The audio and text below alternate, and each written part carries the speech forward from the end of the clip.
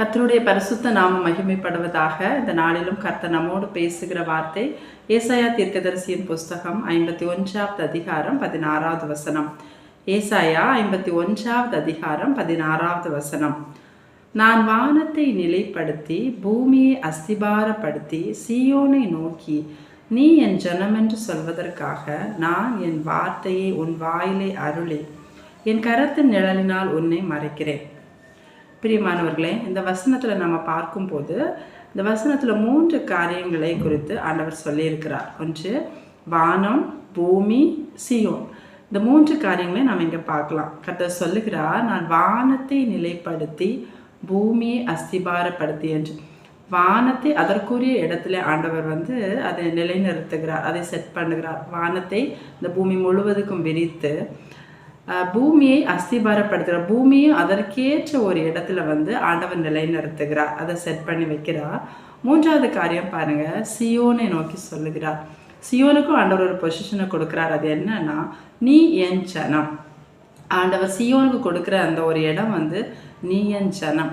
அதற்காக ஆண்டவர் என்ன சொல்லுகிறார்னா, நீ என் ஜனம் என்று சொல்வதற்காக நான் என் வார்த்தையை உன் வாயிலை அருளி என் கரத்தின் நிழலினால் உன்னை மறைக்கிறேன். அவருடைய ஜனமா இருக்கிற அந்த சியோனுக்காக கர்த்தர் 2 அடையாளத்தை சொல்லுகிறார். அவருடைய வார்த்தையை சியோனின் வாயிலை அருளுகிறார், இன்னொன்று அவருடைய கரத்தின் நிழலினால் அந்த சியோனை மறைக்கிறார். இதுதான் அவருடைய ஜனமா இருப்பதற்கு கர்த்தர் நமக்கு கொடுக்கிற அடையாளம். அவருடைய கரத்தின் நிழலினால் அவர் நம்மை மறைக்கிறார். எதற்காக அங்கே மறைக்கிறோம்? நம்ம ஒரு விஷயத்தை நம்ம மறைக்கிறோம்னா மறைக்க வேண்டிய அவசியம் என்ன? அதுக்கு அதை ரொம்ப ப்ரெஷியஸாக நம்ம எதை பார்க்குறோமோ அதை தானே மறைப்போம். மற்றவங்க பார்த்துடக்கூடாது, அதால் அதுக்கு எந்த ஆபத்து வந்துடக்கூடாது அப்படி நம்ம நினைக்கிற காரியங்களை தானே மறைப்போம். இங்கே ஆண்டவர் சொல்லுகிறார், என் கரத்தின் நிழலினால் உன்னை மறைக்கிறேன். எதற்காக என்றால் நீ என் ஜனம் என்று சொல்வதற்காக. அந்த நிழல் நம்மை மறைக்கவில்லை என்றால் நம்ம அவருடைய ஜனம் அல்ல, நம்ம அந்நியர்களும் அவருக்கு தூரமானவர்களுமா இருக்கிறோம். நம்ம எந்த ஆசீர்வாதத்திற்கும் சொந்தக்காரர்கள் ஆக முடியாது. சத்ருவனுடைய நிழல், சாத்தானுடைய நிழல் தான் நம்மை சூழ்ந்து கொண்டிருக்கும். ஆகவே ஆண்டவர் நம்மேல் அந்த ஒரு மாறாத ஒரு அடையாளத்தை தருகிறார், அவருடைய கரத்து நிழல். அதுதான் அந்த கிறிஸ்துவின் அந்த சிலுவையின் நிழல் என்று நம்ம சொல்லுகிறோம். அந்த கண்மலை வெடிப்புக்குள்ளாக வைத்து நம்மை மறைக்கிறார் ஆண்டவர். அப்போ கர்த்தருடைய ஜனம் ஆவதற்கு இந்த 2 காரியங்களுமே முக்கியமானதாக நம்ம பார்க்கணும். இதில் ஒன்று இல்லைன்னா கூட நமக்கு பிரச்சனை தான். இப்போ பாருங்கள், இஸ்ரவேல் ஜனங்கள் எகிப்தில் இருக்கும்போது அவர்களுக்கு நேராக வார்த்தை ஆண்டவர் சொல்லுகிறார். அவர்களை அவர்கள் இருந்த அடிமைத்தனத்திலிருந்து அவர்களை மீட்டு பாலும் தேனும் ஓடுகிற விசாலமான அந்த தேசத்தில் நான் கொண்டு போய் சேர்ப்பதற்காக இறங்கினேன் என்று அவர்களை குறித்து சொல்லுகிறார். வார்த்தை போகிறது, ஆனால் அந்த நிழல் அவங்களுக்கு எப்போ வருதுன்னா, அந்த எகிப்தை விட்டு வெளியே வந்த பிறகுதான் மேகத்திலும் அக்னியிலும் இருந்து அவர்களை ஆண்டவர் மறைத்து நடத்துகிறார். ஏன்னா அந்த வார்த்தை நிறைவேறுவதற்காக அந்த நிழல் அவர்களை பாதுகாக்குது. அந்த நிழல் இருந்தால் தான் அவர்களுக்கு ஆசீர்வாதம், அது இருந்தால் தான் பாதுகாப்பு. எல்லாவற்றையும் ஜெயித்து போராடி மேற்கொள்ளக்கூடிய ஒரு காரியமாக அந்த நிழல் இருக்குது. ஏன்னா அவங்க பிரயாணம் பண்ணுகிற பாதை வனாந்தரம். அதில் அநேக சவால்களை அவர்கள் மேற்கொள்ளுகிறார்கள். போகிற வழியில் செங்கடல் வருது, யோர்தான் வருது, மாறா வருது, எவ்வளோ காரியங்கள். அப்போ அந்த நிழல் இருக்கும்போது எந்த சூழ்நிலையிலுமே அவங்க தோற்று போகலை, எதுலேயுமே அவங்களுக்கு குறைவில்லை. நம்ம வாசிக்கிறோம் இல்லையா, அந்த வனாந்திர பாதையில் அவர்களுக்கு எதுலேயுமே குறைவில்லாமல் கர்த்தர் நடத்துகிறார். அதே போல தான் ஆண்டவர் நம்மை ரட்சித்த உடனே அந்த நிழல் நம்மை மறைக்கிறது. அதுதான் நமக்கு ஒரு மாறாத அடையாளமாக இருக்கிறது, அவருடைய ஜனம் என்று சொல்வதற்காக. அது மறைத்து இன்னொரு காரியத்தை ஆண்டவர் சொல்லுகிறார், என் வார்த்தையை உன் வாயிலே அருளி. அப்போ நம்முடைய வாயிலிருந்து புறப்படுகிற வார்த்தை அவருடைய வார்த்தைகளாக இருக்கணும். நெகட்டிவான வார்த்தையோ நிறைவேறாத வார்த்தைகளோ இல்லை பக்தி விருத்திக்கு ஏதுவும் இல்லாத வார்த்தைகளோ இருக்கக்கூடாது. பக்தி விருத்திக்கு ஏதுவான அவருடைய வார்த்தைகளை நம்ம பேசுகிறவர்களாக இருக்கணும். அப்படிதான் இஸ்ரவேல் ஜனங்களை ஆண்டவர் மீட்டு கொண்டு வரும்போது அவர்களுக்காக அவர் வாக்கு பண்ணின அந்த தேசத்துக்கு நேராக நடத்தும் போது அந்த தேசத்தை சுற்றி பார்த்து வரும்படி சில மனிதர்களை தெரிந்து கொண்டு மோசே அங்கே அனுப்புகிறார். அவர்கள் சுற்றி பார்த்து விட்டு அவர்கள் என்ன சொல்கிறார்கள் என்றால், அவருடைய வாயிலிருந்து ஆண்டவருடைய வார்த்தை வரல, ஆண்டவர் சொன்ன வார்த்தை வரல, மாறாக எதிர்மறையான அந்த நெகட்டிவான வார்த்தைகளை அவர்கள் சொல்லுகிறார்கள். அவர்கள் அந்த நிழலில் தான் இருக்கிறாங்க, ஆனால் அவங்க வாயிலிருந்து வந்த வார்த்தை நெகட்டிவான வார்த்தை.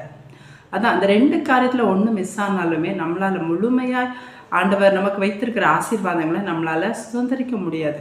ஈவன் அவங்க எல்லாருமே வந்து அந்த நிழலில் தான் இருக்கிறாங்க. அவர்களை சுற்றி மேகம், மறைவுக்காக மேகம் வந்து அவர்களோடு கூட செல்லுகிறது. பகலில் மேகமும் இரவில் அக்னிஸ்தமும் இருந்தாலும் அவர்கள் வாயில் வந்து அந்த நெகட்டிவான வார்த்தை தான் வருது. அதே கூட்டத்தில் இருந்த யோசுவாவும் காலேபும் வந்து அவர்கள் வந்து கர்த்தருடைய வார்த்தையை பேசுகிறார்கள். நாம் போய் எளிதாக அதை பிடித்து விடலாம், நம்ம போய் அதை வந்து பெற்றுக்கொள்ளலாம், சுதந்திரிக்கலாம்னு. ஆனால் மற்ற எல்லா ஜனங்களும், மற்ற எல்லா நபர்களும் அங்கே போனவங்க வாயிலிருந்து பாசிட்டிவான எந்த வார்த்தையுமே வரலை. அது வந்து கர்த்தருக்கு கோபம் உண்டாக்குவதாக காணப்பட்டது. கர்த்தரை அவர்கள் பரீட்சை பார்த்ததாக காணப்பட்டது என்று நம்ம என்னாகமும் 14வது அதிகாரத்தில் இந்த காரியங்களை குறித்து வாசிக்கிறோம். 12 நபர்கள் வந்து அங்கே சுற்றி பார்க்க அனுப்பப்படுகிறார்கள். அதில் வந்து யோசுவாவும் காலேபும் மட்டும்தான் வந்து நல்லதாக கர்த்தருடைய வார்த்தை அவங்க பேசுகிறாங்க. அவர்களை குறித்த ஆண்டவர் அவர்கள் வேறு ஆவியை உடையவர்கள் என்று சொல்லுகிறார். அப்போ அவ்வளோ ஜனங்களையும் இந்த 2 பேரும் தான் வேறு ஆவியை உடையவர்கள், மற்றவர்கள் சுய ஆவியினால் பேசுகிறார்கள் என்று அங்கே நம்ம பார்க்குறோம். இது எது அவர்களை வந்து வெளிப்படுத்துகிறது? அவர்கள் வேறு ஆவியை உடையவர்கள் என்று எது வெளிப்படுத்துறதுன்னா அவர்களுடைய அந்த பேச்சு தான் நம்மை காண்பித்து கொடுக்கிறது, நம்ம என்ன ஆவி உடையவர்கள் என்று. அப்போ முதலாவது நாம் அந்த நிழலுக்கு கீழே இருக்கிறோம் என்கிற அந்த உணர்வு நமக்கு வந்து வேணும். அதுதான் அந்த ஜனங்களுக்கு இல்லாமல் போனது. 1 கொரிந்தியர் 10வது அதிகாரத்தில் கூட இதை குறித்து சொல்லப்பட்டிருக்கிறது. நம்முடைய பிதாக்கள் எல்லாரும் மேகத்துக்கு கீழாக இருந்தார்கள், எல்லாரும் ஒரே ஞான போஜனத்தை புசித்தார்கள், எல்லாரும் ஒரே ஞானபானத்தை குடித்தார்கள். எப்படி எனில் அவர்களோட கூட சென்ற ஞான கன்மலையின் தண்ணீரை குடித்தார்கள், அந்த கன்மலை கிறிஸ்துவே. அப்படி இருந்தும் அவர்களில் அதிகமான பேர்களிடத்தில் தேவன் பிரியமாய் இருந்ததில்லை, ஆதலால் வனாந்திரத்திலே அவர்கள் அழிக்கப்பட்டார்கள். அப்போ எல்லாருக்கும் மேலேயும் ஒரே விதமான அந்த நிழல் தான் எல்லாரையும் பாதுகாத்து வந்தது. எல்லாரும் வார்த்தையை கேட்குறாங்க, எல்லாரும் அந்த ஞான கண்மலையை வந்து கண்மலையிலிருந்து தண்ணீரை குடிக்கிறார்கள். எல்லாமே நடக்கிறது, எல்லாமே சமமாக நடக்கிறது. ஆனால் கொஞ்சம் பேர்கிட்ட ஆண்டவர் பிரியமா இல்லை என்று இங்கே சொல்லப்பட்டிருக்கிறது. இந்த இடத்துல கூட அந்த யோசுவாவும் காலேபுக்கு மேலே கர்த்தர் பிரியமா இருக்கிறார், மற்றவர்கள் மேலே பிரியமா இல்லை. அப்படி அவங்க 2 பேருக்கு என்ன வித்தியாசம் நம்ம பார்த்தோம்னா 2 பேருக்கும் உள்ள அந்த பார்வையும் நம்பிக்கையும் வேறுபடுகிறது. மற்ற ஜனங்கள் என்ன சொல்லுகிறார்கள் என்றால் என்னாகும் 13வது அதிகாரம் 32 நம்ம வாசிக்கும் போது, நாங்கள் போய் சுற்றி பார்த்து வந்த அந்த தேசம் தன் குடிகளை பட்சிக்கிற தேசம், நாங்கள் அதிலே கண்ட ஜனங்கள் எல்லாரும் மிகவும் பெரிய ஆட்கள், அங்கே ராட்சத பிறவியான ஏனாக்கின் குமாரராகிய ராட்சதரையும் கண்டோம், நாங்கள் எங்கள் பார்வைக்கு வெட்டுக்கிளிகளைப் போல இருந்தோம், அவர்கள் பார்வைக்கும் அப்படியே இருந்தோம் என்று சொல்லி இப்படி இஸ்ரவேல் புத்திரருக்குள்ளே தாங்கள் சுற்றி பார்த்து வந்த தேசத்தை குறித்து துர்ச்செய்தி பரம்ப செய்தார்கள். அப்படின்னா அவங்களுடைய அந்த பார்வை, அவருடைய எதிரிகளை குறித்த அந்த பார்வையும் நம்பிக்கையும் வந்து வித்தியாசமானதாக இருக்கிறது. இதே காரியத்தை குறித்து யோசுவாவும் காலேபும் என்ன சொல்லுகிறார்கள் என்றால் அடுத்த அதிகாரம் 14வது அதிகாரம் 7, 8, 9 வசனங்களை நம்ம வாசிக்கும் போது, நாங்கள் போய் சுற்றி பார்த்து சோதித்த தேசம் மகா நல்ல தேசம், கர்த்தர் நம்ம பிரியமாக இருந்தால் அந்த தேசத்திலே நம்மை கொண்டு போய் பாலும் தேனும் ஓடுகிற அந்த தேசத்தை நமக்கு கொடுப்பார். கர்த்தருக்கு விரோதமாக மாத்திரம் கலகம் பண்ணாதிருங்கள், அந்த தேசத்தின் ஜனங்களுக்கு நீங்கள் பயப்பட வேண்டியதில்லை, அவர்கள் நமக்கு இறை ஆவார்கள், அவர்களை காத்த நிழல் அவர்களை விட்டு விலகி போயிடுச்சு, கர்த்தர் நம்மோடு இருக்கிறார், அவர்களுக்கு பயப்பட வேண்டியதில்லை. பாருங்க, 2 கூட்ட ஜனங்களுடைய அந்த பார்வை வந்து முற்றிலும் மாறுபடுகிறது. அவங்க என்ன நினைக்கிறாங்கன்னா அவர்கள் நம்மை கொன்று போட்டு விடுவார்கள், நமக்கு சப்போர்ட்டிவாக யார் இருக்கிறா, நம்மளால் எப்படி அவங்கள மேற்கொள்ள முடியும், தனித்து இருக்கிற அந்த ஒரு தனிமை என்கிற உணர்வு அவர்களை வந்து ஆட்கொள்ளுகிறது. அதனால் அவங்க பயப்படுறாங்க. அவங்க ஒரு கம்ஃபர்டான ஒரு சூழ்நிலை, கம்ஃபர்டான ஒரு இடத்துக்கு போகலாம் என்று சொல்லி எகிப்துக்கு நேராக போகலாம் என்று சொல்லி பிளான் பண்ணுறாங்க. ஒரு தலைவனை ஏற்படுத்தி கொண்டு நம்ம எகிப்துக்கே போயிடலாம் இந்த இடத்துல சாகிறத விட அப்படின்னு சொல்லி அந்த ஜனங்கள் வந்து யோசிக்கிறாங்க. ஆனால் இந்த யோசுவாவும் காலேபும் என்ன செய்கிறாங்க என்றால் அவர்களுடைய பார்வை வித்தியாசமாக இருக்குது, அவருடைய நம்பிக்கை வித்தியாசமாக இருக்குது.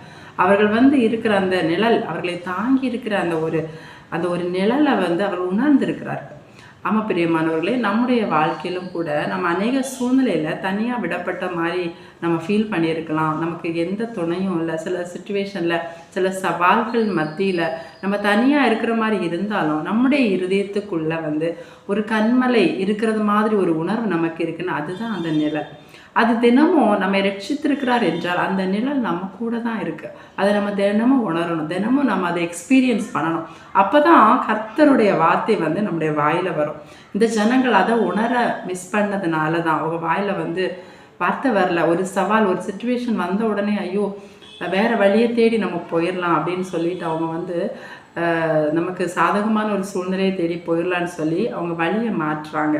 இப்போது கர்த்தருடைய கரத்தின் நிழல் நம்மோடு இருக்கிறது, நம்மை மறைத்திருக்கிறது என்பதை நம்ம எதுக்கு உணரணும்னா, நம்ம வந்து அனாதை அல்ல என்கிற அந்த உணர்வை வந்து அது நமக்கு தந்து கொண்டே இருக்கும். ஒரு ஒரு ஒரு கம்ஃபர்ட்டான ஒரு சூழ்நிலை எப்போது நம்மை சூழ்ந்திருக்கும். எவ்வளோ பெரிய ப்ராப்ளம் ஆனாலும் நம்ம நினைக்கிற உறவுகள்லேயே வந்து ரொம்ப கம்ஃபர்ட்டான உறவு வந்து நம்ம அம்மா அப்பா உறவு தான் இல்லையா? சுயநலமே இல்லாமல் நம்மளை நேசிக்கிறவங்க நம்ம நினச்சிருக்கோம். ஆனால் ஆண்டவர் சொல்லுகிறார், அவர்கள் மறந்தாலும் நான் உங்களை மறப்பதில்லை. ஸோ தாய் தந்தை தகப்பனுக்கு மேலாக அவர் நம்மை நேசிக்கிறார்.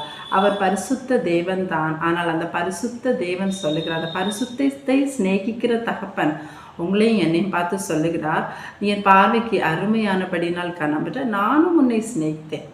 ஆண்டவர் நம்மை சிநேகிக்கிறார். அந்த சிநேகத்தை, அந்த அன்பை நாம் வந்து நம்ப வேண்டும். அது நம்பும் போது தான் நமக்குள்ளால் நம்முடைய வாயில் கர்த்தர் கொடுக்குற வார்த்தைகளை நம்ம எல்லா சூழ்நிலைகளிலையும் பேச முடியும். இந்த இடத்துல அந்த ஜனங்கள் வந்து அதை தான் மிஸ் பண்ணுறாங்க. அந்த நிலையில் வந்து அவங்க அனுபவிக்க வந்து மிஸ் பண்ணுறாங்க. தினமும் அவர் கூட இருக்கிறத எக்ஸ்பீரியன்ஸ் பண்ண மிஸ் பண்ணுறாங்க. நம்ம அதை ஒரு நாளும் தவறக்கூடாது. நம்முடைய ஜபத்துலேயும் சரி, நம்முடைய அன்னதின ஜபத்தை வந்து நம்ம மிஸ் பண்ணக்கூடாது.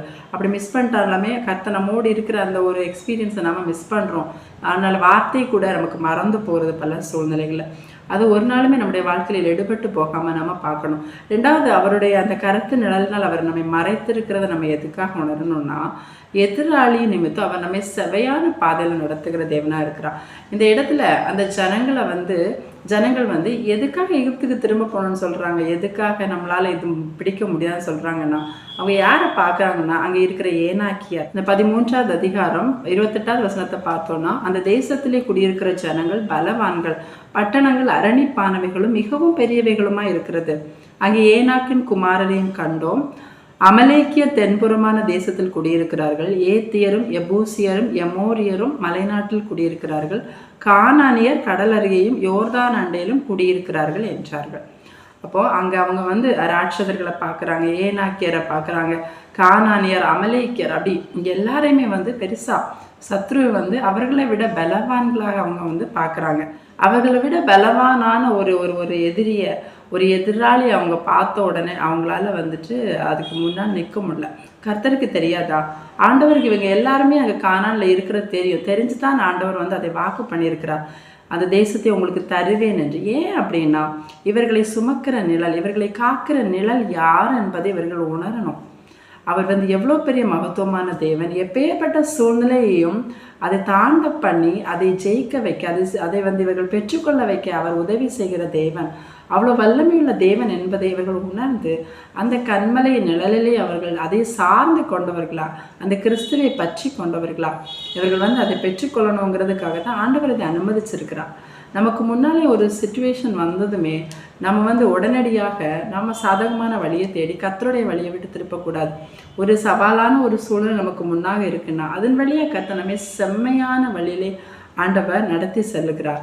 அதுக்கு தான் அவர் வந்து நம்மை மறைத்து வைத்திருக்கிறார். தீங்கு நாட்களில் அவருடைய கூடார மறைவில் ஒழித்து வைத்து நம்மை கண்மலை மேல் உயர்த்துகிறார் என்று வசனம் சொல்லுகிறது இல்லையா? அதே மாதிரி தான் அவருடைய மறைவுக்குள்ளாக நாம் இருக்கிறோம்னா நாம் நினைக்கிற நேரத்துலலாம் நம்மை வெளிப்படுத்த முடியாது.